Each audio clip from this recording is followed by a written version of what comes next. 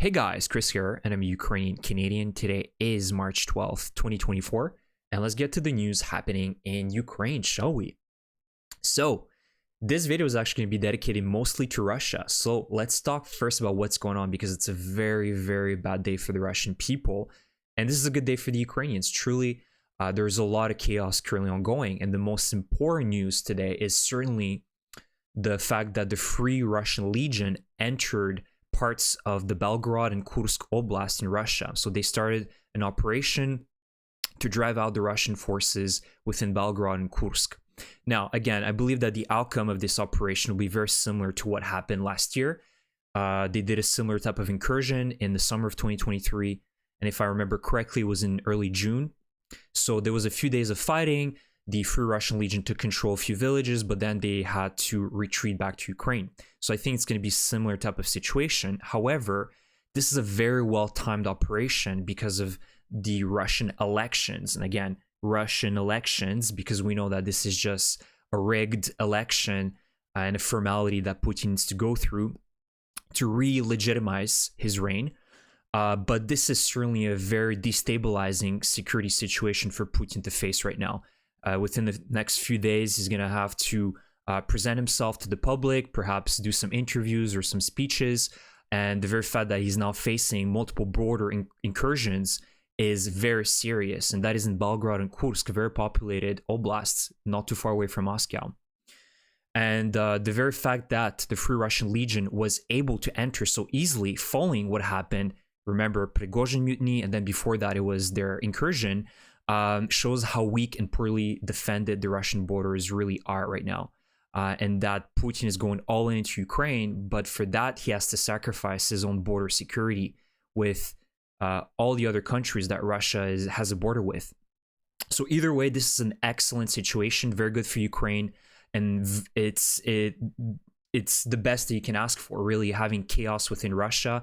And perhaps, I can only hope that this will motivate other people to take part of this. But for now, let's keep our expectations low, but this is a very good situation nonetheless for Ukraine.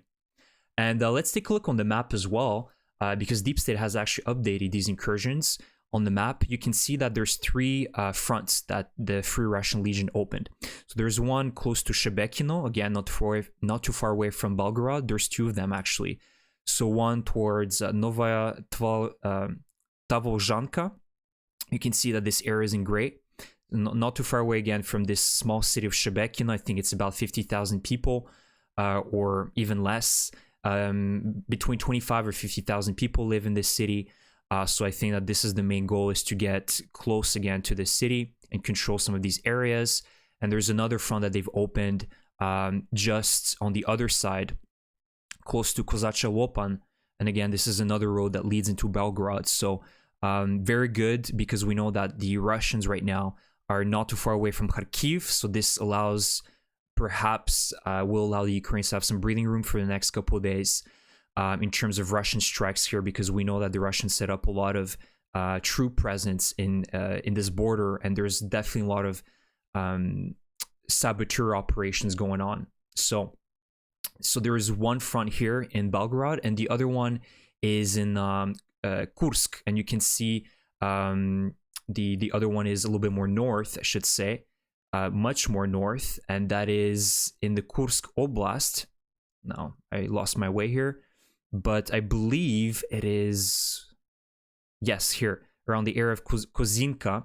So you can see that the Free Russian Legion entered some of these villages. It's unconfirmed, again, who is in control of what, but it appears that, based on what I'm seeing right now on the earliest reports, is that the Russians have fled these positions as well in this region. So this is actually also in Belgorod, and there's another front line that the Russians opened, or the Free Russian Legion opened, is, I believe, around the area of the village of Tyotkino. Yes, this is the one as well here. So this is in Kursk Oblast.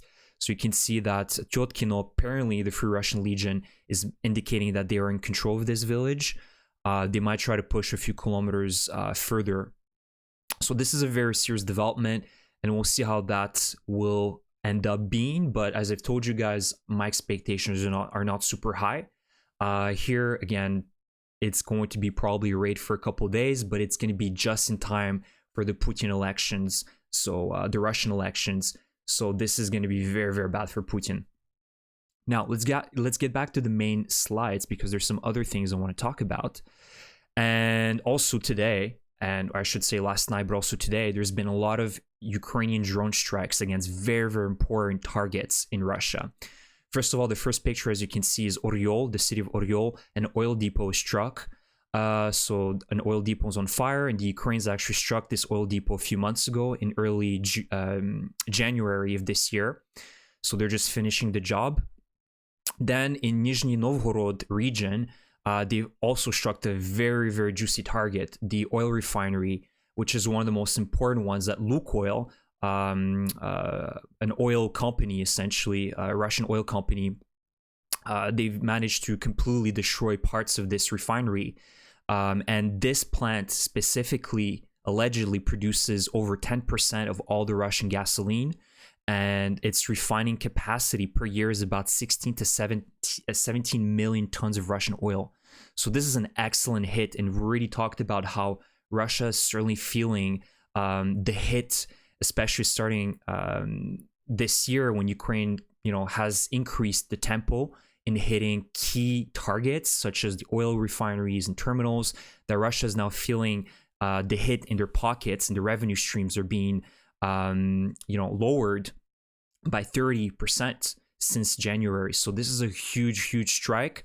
And, based on what we're seeing here, there's no way that the Russians will be able to repair this within the next few weeks. This is going to take months, if not maybe even a year, for them to repair. This is very high-tech components. Again, I'm not pretending here to be an expert, but it's not just something that you can easily repair within a few weeks, and especially considering that Russia's under very heavy and strict sanctions. Yes, it can bypass them, but it's much more harder for them to procure the necessary components to repair. And here they have to absolutely, most likely, demolish an entire part of this plant to rebuild it. So this is a huge, huge development. And we're talking about 11% of their total production capacity of gasoline. So this is a huge hit. And also there were strikes this morning in the city of Belgorod, Ukrainian drone strikes on several targets. And there's even more rumors now that the Ukrainians are, reloading, and they're going to do another strike tonight. So overall, this is a very, very good day for Ukraine. Very chaotic in Russia.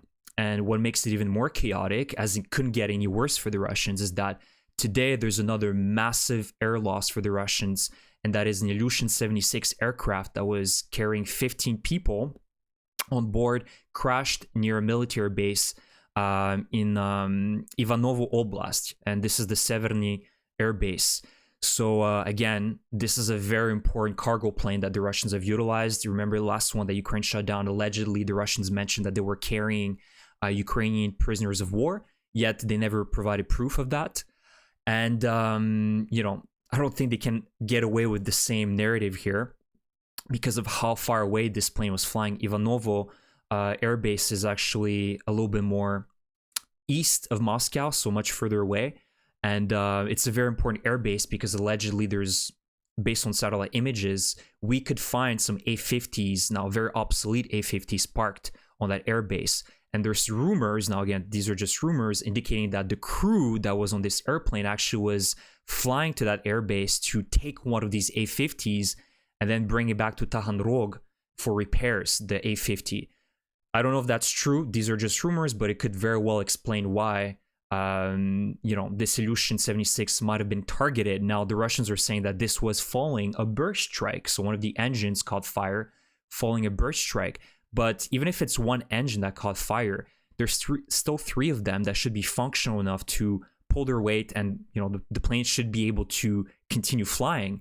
So again, it shows you that the state of the Russian Air Force is terrible. Most likely that was literally flying on one engine. I don't know. Maybe I'm totally wrong here. I don't even know if an Ilyushin 76 can fly on one engine with one working engine, but it could very well be the case, right? Why else this plane would crash, even if one of these engines doesn't work? Technically, the three of them should be able to pull their weight, and here it just crashed like that.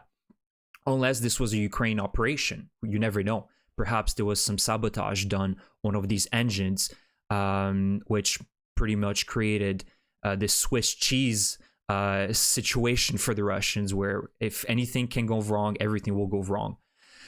And what is even more wonderful is that to save on the funeral costs, the crew of the Ilyushin 76 directed the plane straight to a cemetery. And this is a very satisfactory conclusion to me. So, amazing footage. Again, this is the first time I've seen a plane there's so much footage out there and videos showcasing how this plane went down with the engine on fire. Then you can see the engine actually falling from the right wing. Very scary situation for the crew, but it's a satisfactory conclusion for the Ukrainians, because most likely that the Russians were utilizing this Ilyushin 76 to transport military assets and continue the war in Ukraine. Next is even more bad news for Russia, and that is, thank God that US now, there's confirmation from Reuters that the US is preparing a military aid package for Ukraine that could be worth as much as $400 million. So these are two US officials that confirmed this to Reuters today. And there is even reports indicating that the Biden administration is considering to add the Army tactical missile system, so the ATACMS, which could be included to this military assistance package. And if these are the ones that Ukraine received last October, which I believe are the M39 version, they have about a range of 160 kilometers. So this would allow the Ukrainians to hit pretty much all the occupied Donbass territories and parts of Crimea with these Army tactical missile systems. And the M39 version has, I think, the pellets that come out of the ballistic missile, and they have a much larger kill zone or destruction zone compared to regular ballistic missiles. So this, if Ukraine receives them in large quantities, of course, if it's just, we're talking about 6 or 12, like what we saw in October, Ukraine used them and then never used them again because Ukraine probably received just a few of them. They can have such an impact on Russian strike capabilities. If you guys don't remember, last October, I believe it was in late October, Ukraine utilized these ballistic missiles in Berdyansk and Luhansk, and specifically in the airfields. And the Russians indicated that the Ukrainians damaged dozens of jet fighters and helicopters that were stationed in the Berdyansk airfield, if I remember correctly, because these ATACMS have just such a huge, wide area of destruction and damage. It's very, very, very important that Ukraine receives a lot of them, because this is going to help degrade Russian strike capabilities. So let's hope that this is going to happen very quickly, that the US is going to get it done, sign this, and as well sign and agree to the $60 billion bill that is still, sitting and not being approved, unfortunately. But this is a good start, and hopefully Ukraine receives these Army tactical missile systems as quickly as possible. And I can sense that the pendulum now is swinging towards the Ukrainian side, and we're seeing this entire chaos unfolding in front of us today. This is very satisfactory for me, and let's hope that this is going to continue on. And you can sense that the Russians are losing their momentum right now, and especially with Europe, that is starting to get its things in order and starts to realize the threat level that Russia poses. You have France discussing the possibility of bringing NATO troops maybe in Ukraine again. That's a huge question mark, although I don't think it's likely. But you have these conversations, you have these European nations waking up finally and telling themselves that Russia's a real threat and we need to deal with them, not just with words or diplomacy, but with true force. So this is very positive. I see positive trend today, and let's hope that this is going to continue on. So thank you for your support, guys. Let me know about any of the topics I covered today. I am very happy, personally, based on all these news that have occurred in Russia today. And this is just the beginning. The Ukrainians are not going to stop. The Ukrainians will finish the job. Just provide them the resources and the assistance they need, and they will get the job done. They will get rid of the Putin regime, and destroy the Russian military. Just, your donations are making a huge difference. Even with these drones, Ukraine is capable now of striking, massive targets that are very far away from the, Russian-Ukrainian border. So your donations are making a huge impact, and please continue doing so if you have the means. Thank you for your support. Subscribe, like my channel, like my video, And we'll see you guys in the next one. Slava Ukraini!